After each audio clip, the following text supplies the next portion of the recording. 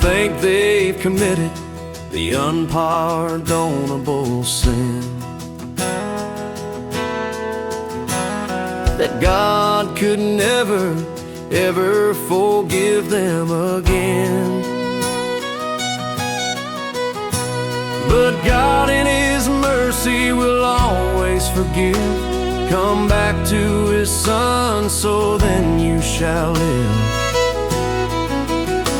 All glory and praise to the Lamb that was slain, who bore all our sin and all of our shame, and reconciled us to His Father again.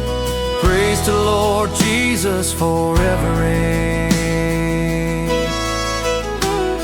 Amen.